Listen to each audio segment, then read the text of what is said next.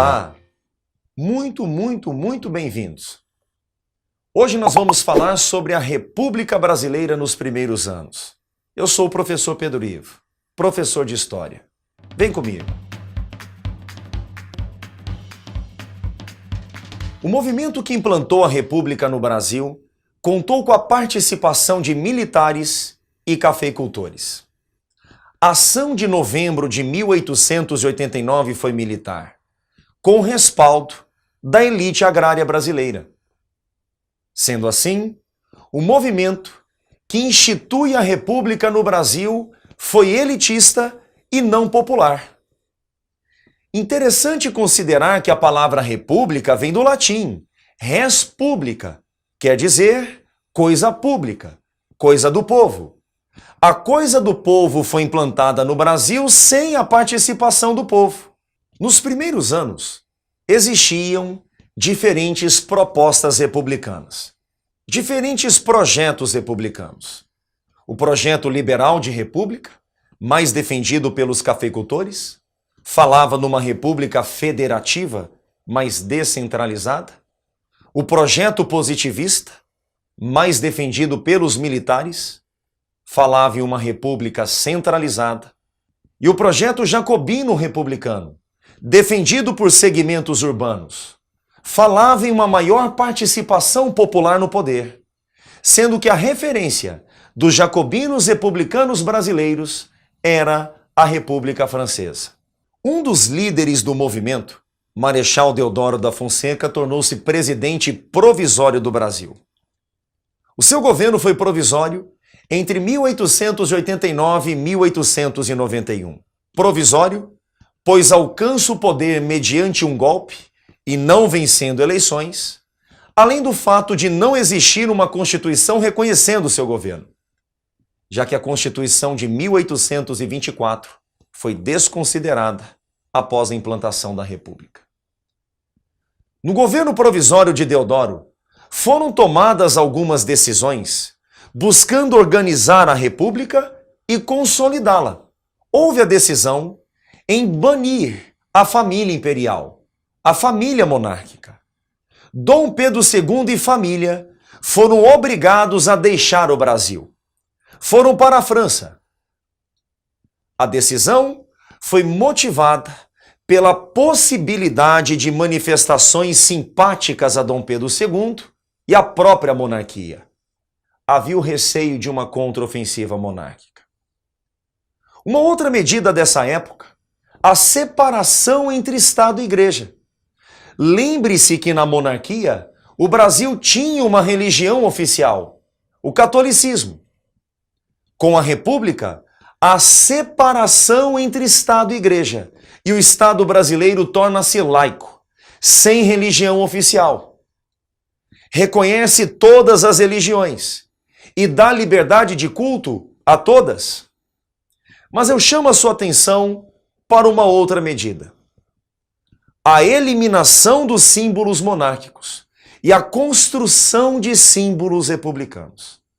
Veja bem, a jovem República Brasileira, para se consolidar, para se afirmar, criou seus próprios símbolos e eliminou símbolos imperiais. Eu dou aqui alguns exemplos de símbolos monárquicos extintos. A bandeira monárquica, veja a imagem, aí está a primeira bandeira brasileira, a bandeira imperial, ela foi substituída por esta, observe, bandeira dos Estados Unidos com as cores nacionais. A primeira bandeira republicana teve vida curta. Logo foi substituída por uma outra bandeira, feita por um artista positivista. Por isso traz o lema Ordem e Progresso. Um outro símbolo republicano construído nessa época foi Tiradentes. Tiradentes foi executado lá em 1792. No entanto, virou um dos nomes mais conhecidos da história brasileira bem após a sua execução, pós-implantação da República. Já no governo provisório de Deodoro da Fonseca, historiadores, literatos, propagandistas republicanos Pintores republicanos exaltaram Tiradentes.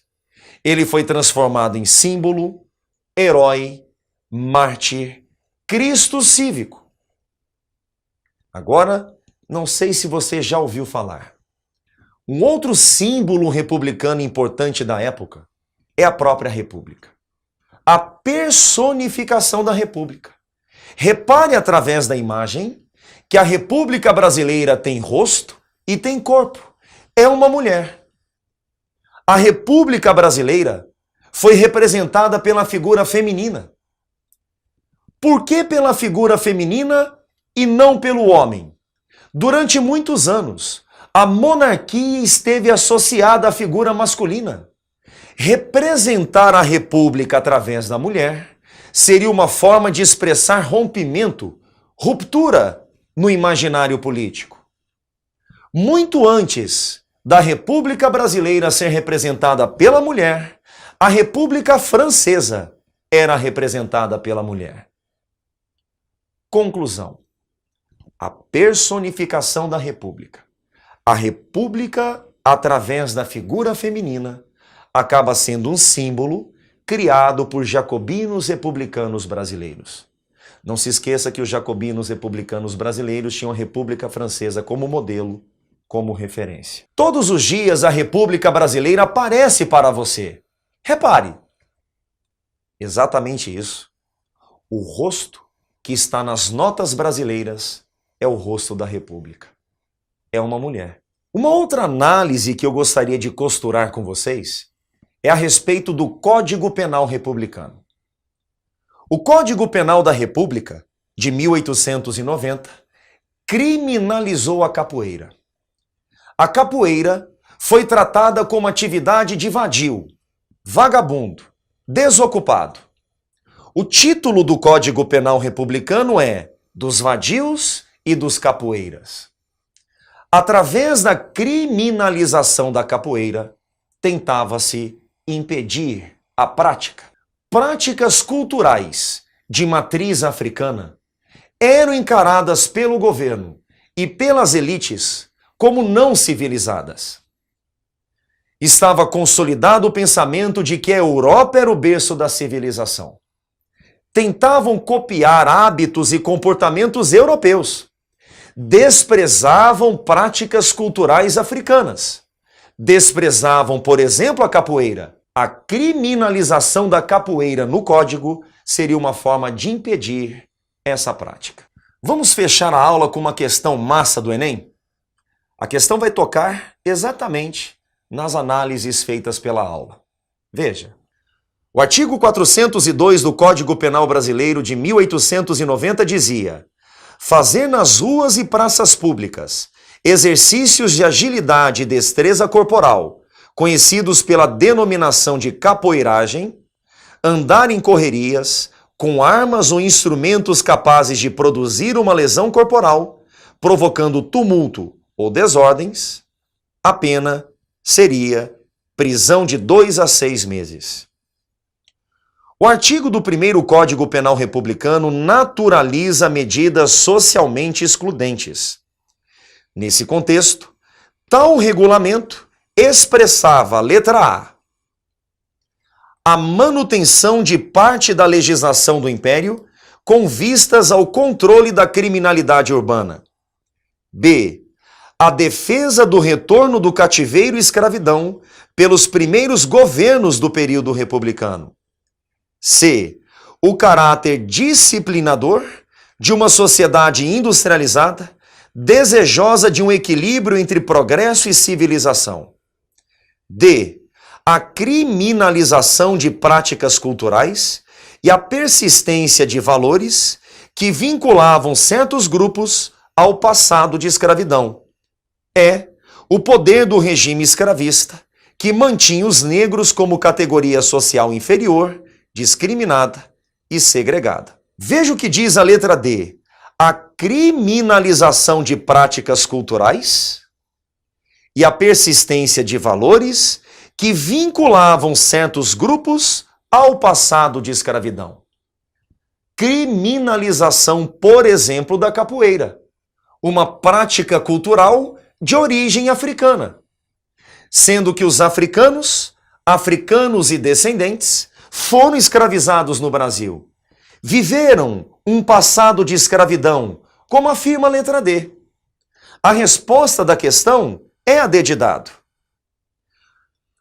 Qual seria o problema da letra C? Eu imagino que a letra C possa ter gerado alguma dúvida. O caráter disciplinador de uma sociedade industrializada parou? O Brasil, nesse momento, era um país predominantemente agrário. Não era um país industrializado. Experimentava alguns surtos industriais. Industrialização consolidada, país com a configuração industrializada, é a partir dos anos 30. A partir de Getúlio. Perfeito? A resposta da questão é a D de dado. Espero que você tenha gostado da aula. Espero que a aula possa te auxiliar em alguns desafios, Enem ou até mesmo vestibulares em geral. Deixe o seu like, compartilhe a nossa aula, faça a sua inscrição, não se esqueça disso. Em caso de dúvidas, comentários e acesse os links na descrição. Tá legal? Espero ansioso pelo próximo encontro. Valeu, gente!